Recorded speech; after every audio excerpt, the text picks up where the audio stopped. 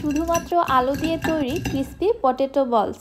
রান্নাটা এত বেশি সহজ এবং খেতে যে এত অসাধারণ, আপনারা না বানিয়ে খেলে বিশ্বাসই করতে চাইবেন না।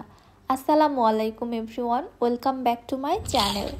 আজকে আমি শেয়ার করব দুনিয়ার সবথেকে সহজ একটি স্ন্যাক্স রেসিপি। এটা যে তৈরি করা এত বেশি সহজ আর খেতে এত বেশি মজা, এটা আসলে আমার মুখের কথায় আপনারা বিলিভ করতে চাইবেন না। এজন্য তৈরি করে খেয়ে বুঝে নিতে হবে।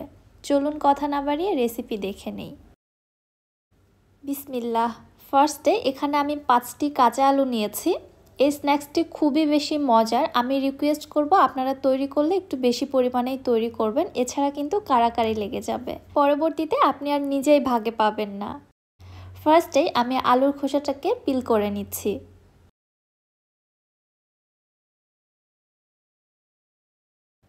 সবগুলি আলুর খোসাটাকে ভালোভাবে পিল করে নেওয়ার পরে এখানে একটি মিক্সিং বলে আমি নিয়েছি পর্যাপ্ত পরিমাণে পানি। এই পানির উপরেই আমি আলুগুলোকে গ্রেট করে ফেলবো, এছাড়া কিন্তু আলুগুলো কালো হয়ে যাবে। আমি একটি চিকন গ্রেটার দিয়ে আলুটাকে গ্রেট করে নিচ্ছি। আপনারা চাইলে এর থেকে মোটা গ্রেটারেও গ্রেট করে নিতে পারেন, তবে আমার এক্সপিরিয়েন্স থেকে বলছি মোটা এবং চিকন যেভাবেই গ্রেট করুন না কেন, স্ন্যাক্সের মধ্যে কিছুটা কিন্তু সামান্য পার্থক্য চলে আসে। আমি এর আগে মোটা ছিদ্রযুক্ত গ্রেটার দিয়েও গ্রেট করে স্ন্যাক্সটি তৈরি করেছিলাম, তবে আমার কাছে এইটা বেশি মজা লেগেছে। সবগুলো আলুই খুব ভালোভাবে গ্রেট করা হয়ে গিয়েছে, দেখতেই পাচ্ছেন।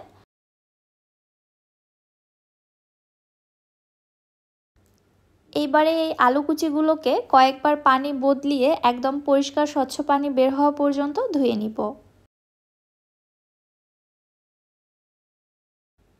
দেখতেই পাচ্ছেন একদম ক্লিন পানি বের হওয়া পর্যন্ত আলুগুলোকে আমি খুব ভালোভাবে ধুয়ে ক্লিন করে নিয়েছি।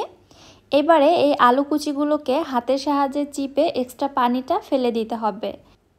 চেষ্টা করবেন এইভাবে চেপে চেপে যতটা পানি ফেলে দেওয়া যায়, তাহলে স্ন্যাক্সগুলো তৈরি করা যেমন সহজ হবে, তেমনি স্ন্যাক্সগুলো অনেক বেশি ক্রিস্পি হবে। আমি খুব ভালোভাবে চেপে নিয়েছি, চেপে অন্য একটি পাত্রের মধ্যে ট্রান্সফার করে নিচ্ছি।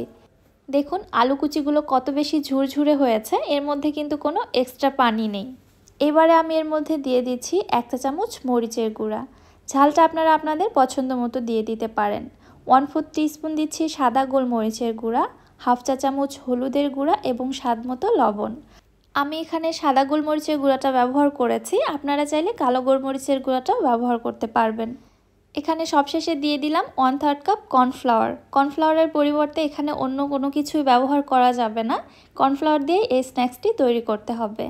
এবারে আমি সব কিছু খুব ভালোভাবে মিক্স করে নিচ্ছি। ফার্স্টের দিকে মনে হতে পারে মিশ্রণটা অনেক বেশি ঝুরঝুরে আছে, মিশতে চাচ্ছে না, তবে মিশাতে মিশাতেই দেখতে পারবেন আলু কিন্তু কিছুটা পানি ছেড়ে দিবে। যেহেতু এখানে লবণ ব্যবহার করা হয়েছে, আলু কিন্তু অবশ্যই পানি ছাড়বে। এখানে এক্সট্রা করে আবার কর্নফ্লাওয়ার অ্যাড করতে যাবেন না বা পানিও অ্যাড করতে যাবেন না। মেশাতে মেশাতে এরকম একটা থিকনেসের মিশ্রণ তৈরি হয়ে যাবে। তখন দেখতে পারবেন খুবই সহজে স্ন্যাক্সগুলো তৈরি করা যাচ্ছে। হাতের সাহায্যে এইভাবে চেপে চেপে এক্সট্রা পানিটা ফেলে দিয়ে এরকম একটি করে গোল বল তৈরি করে নিচ্ছি। আমি স্ন্যাক্সগুলো এইভাবে গোল করেই তৈরি করব। এইবারে বলগুলো আমি সরাসরি তেলের মধ্যে দিয়ে দিচ্ছি। চুলায় মিডিয়াম হিটে তেল গরম করে নিয়েছি। চুলার হিট বাড়ানো বা কমানো যাবে না, ফার্স্ট থেকে লাস্ট পর্যন্ত চুলার হিট মিডিয়ামে রেখে এইভাবে পটেটো বলসগুলোকে ভেজে নিতে হবে। প্রথম দিকে একটু সাবধানে উল্টে পাল্টে দিতে হবে যেন বলগুলো ভেঙে না যায়। যখন কিছুটা কালার চলে আসবে তখন এইভাবে অনবরত বলসগুলোকে উল্টে পাল্টে ভেজে নিতে হবে, তাহলে এই পটেটো বলগুলো সব দিক থেকে সমানভাবে হতে পারবে। আমার এই পটেটো বলগুলো ভেজে নিতে সময় লেগেছে প্রায় 8 মিনিটের মতো।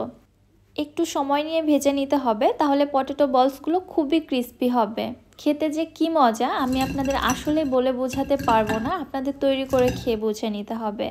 আর তৈরি করা এত বেশি সহজ যে কেউ তৈরি করে নিতে পারবেন, তৈরি করতে কোনোই ঝামেলা নেই। হুটহাট কিছু স্ন্যাক্স খেতে ইচ্ছে করলে এর থেকে সহজ এবং মজাদার রেসিপি আর দ্বিতীয়টি হতেই পারে না। স্ন্যাক্সগুলো কত বেশি ক্রিস্পি হয়েছে আশা করছি আপনারা বুঝতে পেরেছেন। ওপরটা ক্রিস্পি এবং ভেতর থেকে নরম জুসি, মুখে দিলে জাস্ট অন্যরকম একটি ফিল পাওয়া যায়। আশা করছি রেসিপিটা আপনাদের কাছে ভালো লেগেছে। রেসিপিটি ভালো লাগলে যারা আমার ইউটিউব চ্যানেল থেকে ভিডিওটি দেখছেন চ্যানেলটি সাবস্ক্রাইব করে পাশে থাকা বেল আইকনটিতে ক্লিক করে রাখবেন পরবর্তী ভিডিওর নোটিফিকেশন সবার আগে পাওয়ার জন্য। এবং যারা ফেসবুক পেজ থেকে দেখছেন পেজটিতে অবশ্যই একটি লাইক অথবা ফলো দিয়ে দিবেন। সো আজকে আর বেশি কথা বাড়াচ্ছি না, আজকের মতো বিদায় নিচ্ছি। আল্লাহ হাফেজ।